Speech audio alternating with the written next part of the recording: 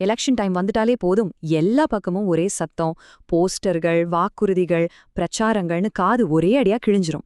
ஆனா இந்த இரைச்சலுக்கு நடுவுல நாம எல்லாரும் நம்மள நாமே கேட்டுக்க வேண்டிய ஒரு முக்கியமான கேள்வி இருக்கு.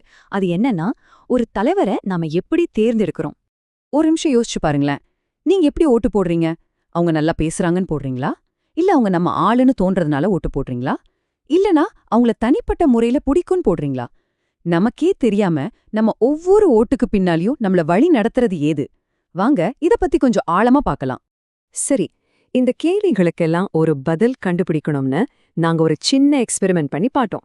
பேனர்கள், விளம்பரங்கள், சோஷியல் மீடியா போஸ்ட்ஸ்னு எதுவுமே இல்லாம மக்கள் எப்படி ஒரு தலைவரை தேர்ந்தெடுப்பாங்கன்னு தெரிஞ்சுக்க ஆசைப்பட்டோம்.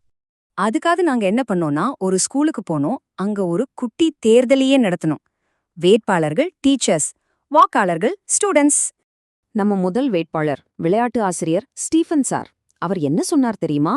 படிப்பு டெஸ்ட் எல்லாம் ஒரே டென்ஷனா இருக்கல, நான் ஜெயிச்சா உங்களை விளையாட கூட்டிட்டு போவேன், ஜாலியா வச்சுப்பேன்னு வாக்குறுதி கொடுத்தார். அவருக்கு போட்டியா சயின்ஸ் டீச்சர் களமிறங்குனாங்க. அவங்க படிப்பு தான் முக்கியம், நாம நிறைய சோதனைகள் செஞ்சு அறிவியல ரொம்ப இன்ட்ரெஸ்டிங்கா படிக்கலான்னு சொன்னாங்க. பிரச்சாரம் எல்லாம் முடிஞ்சது. அப்புறம் என்ன? ஓட்டுப்பதிவு தான். ஸ்டூடெண்ட்ஸ் எல்லாரும் வரிசையா நின்னு யாருக்கும் தெரியாம ரகசியமோ ஓட்டு போட்டாங்க. வாக்குப்பெட்டிய திறந்த ஓட்டுகளை எண்ணணும். யார் ஜெயிச்சிருப்பாங்கன்னு நினைக்கிறீங்க? வெற்றியாளர் ஸ்டீஃபன் சார். ஆனா வெயிட், இந்த சோதனை இங்க முடியல. சொல்லப்போனா இங்க இருந்துதான் ஆரம்பிக்குது. அவர் ஏன் ஜெயிச்சார்? இந்த கேள்விக்குள்ளதான் அசலைன சமாதானம் உண்டு. சரி, இப்பதான் நாம இந்த விஷயத்தோட முக்கியமான கட்டத்துக்கே வரோம். அந்த பள்ளி தேர்தலுக்கும் சரி, நம்ம நிஜ தேர்தலுக்கும் சரி, ஒரு பொதுவான விஷயம் இருக்கு. அதுதான் சார்புகள், அதாவது பயாசஸ். ஒரு விஷயத்த சரியா தப்பான்னு யோசிக்கிறதுக்கு முன்னாடியே நமக்குள்ள இருக்கிற சில எண்ணங்கள் நம்மள ஒரு பக்கம் சாய வைக்கும். அந்த சார்புகள் தான் பல சமயம் நம்ம ஓட்டையே தீர்மானிக்குது. இந்த சோதனையில 4 முக்கியமான சார்புகள் வெளியே வந்துச்சு. எதிர்மறை ஒற்றுமை, டோபமைன் வாக்குறுதிகள், சுயநலம், அப்புறம் தனிப்பட்ட இணைப்பு. வாங்க இது ஒன்னொன்னும் என்னன்னு விரிவா பாப்போம். முதல்ல எதிர்மறை ஒற்றுமை. ஒரு கூட்டத்தை ஒன்னா சேர்க்கணும்னா அவங்க எல்லாரும் சேர்ந்து ஒரு பொது எதிரியே எதிர்த்தா போதும். ஜெயிச்ச பிடி சார் அதைத்தான் செஞ்சார்.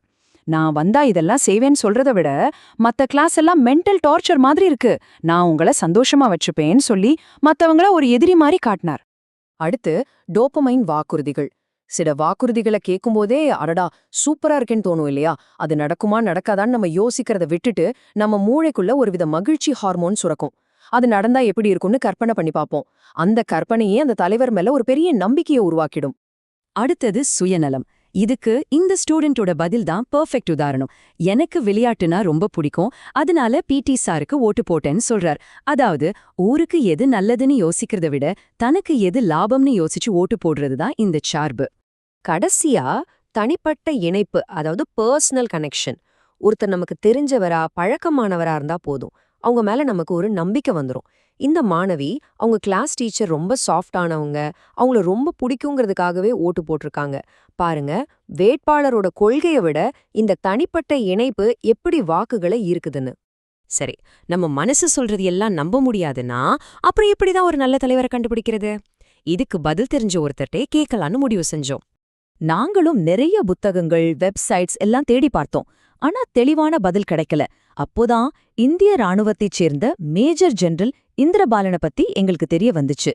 போர்க்களத்துல ஆயிரக்கணக்கான வீரர்களை வழிநடத்தின அனுபவம் உள்ளவர்கிட்ட ஒரு தலைவருக்கான தகுதிகளை பத்தி கேட்கறது தானே சரி? அவர் ஒரு தலைவர்கிட்ட இருக்க வேண்டிய 4 முக்கியமான குணங்கள் இருக்குன்னு சொன்னார். 1, ஒருமைப்பாடு, அதாவது சொல்றதும் செய்யறதும் ஒன்னா இருக்கணும். 2வது தெளிவான நோக்கம், எதிர்காலத்தை பத்தின ஒரு தொலைநோக்கு பார்வை இருக்கணும். 3வது தோல்வியை ஏத்துக்கிற பக்குவம். 4வது உணர்ச்சிசார் நுண்ணறிவு, அதாவது தைரியமும் மனிதாபிமானமும் கலந்திருக்கிறது. ஓகே, இப்போ இந்த 4 விஷயத்தையும் மனசுல வச்சுக்கிட்டு நிஜ உலகத்துக்கு வருவோம். ஒரு ஓட்டரா நம்ம பொறுப்பு என்னன்னு பாப்போம். நம்ம கையில இப்போ ஒரு நல்ல தலைவரை தேர்ந்தெடுக்க ஒரு செக்லிஸ்டே இருக்கு. ஆனா நம்ம ஓட்டு போடவே போலன்னா என்ன பிரயோஜனம்? சென்னை மாதிரி ஒரு பெரிய சிட்டிலேயே வெறும் 59% பேர் தான் ஓட்டு போடுறாங்க. இது எவ்ளோ பெரிய ஆபத்து தெரியுமா? நம்மள நிறைய பேர் என்ன நினைக்கிறோம்? இங்க நிக்கிற யாருமே சரியில்லை, நான் ஏன் ஓட்டு போடணும்னு சொல்லி வீட்லயே இருந்துடுறோம். ஓட்டு போடாம இருக்கிறது ஒரு நடுநிலையான முடிவுன்னு நம்ம நினைக்கிறோம். ஆனா அது உண்மையா? நாம ஓட்டு போடாம வீட்ல இருக்கிறது ஒரு ப்ரொடெஸ்ட்னு நாம நினைக்கலாம். ஆனா உண்மை என்ன தெரியுமா? யார் ஜெயிக்கவே கூடாதுன்னு நாம நினைக்கிறோமோ அவங்க ஜெயிக்கிறதுக்கு நாம மறைமுகமா உதவி பண்றோம். ஆமா, நம்மளோட ஒரு ஓட்டு போடாததுனால தப்பான வேட்பாளரோட வெற்றி வாய்ப்பு அதிகமாகுது. அப்ப நாம என்னதான் செய்யணும்? ரொம்ப சிம்பிள். தேர்தல் ஆணையத்தோட வெப்சைட்ல உங்க வேட்பாளர்கள பத்தி முழுசா தெரிஞ்சுக்கோங்க. அவங்க மேல குற்ற வழக்குகள் இருக்கா, அவங்க படிப்பென்ன, சொத்து மதிப்பென்னன்னு எல்லாத்தையும் பாருங்க. நாம ஒரு 100% பெர்ஃபெக்டான தலைவரை தேட தேவையில்ல. இருக்கிறவங்கள யாரு சிறந்தவங்கன்னு முடிவு செஞ்சு ஓட்டு போட்டாலே போதும். நாம நம்ம தலைவரை தேர்ந்தெடுக்கலன்னா வேற யாரோ நமக்காக அதை செய்வாங்க. அதனால யோசிங்க, நம்ம எதிர்காலத்தை பத்தி டீ கடையிலயும் வாட்ஸ்ஆப்லயும் பேசிட்டே இருக்க போறோமா, இல்ல நம்ம எதிர்காலத்தை நாமளே தீர்மானிக்க போறோமா? முடிவெடுக்க வேண்டியது நீங்க தான்.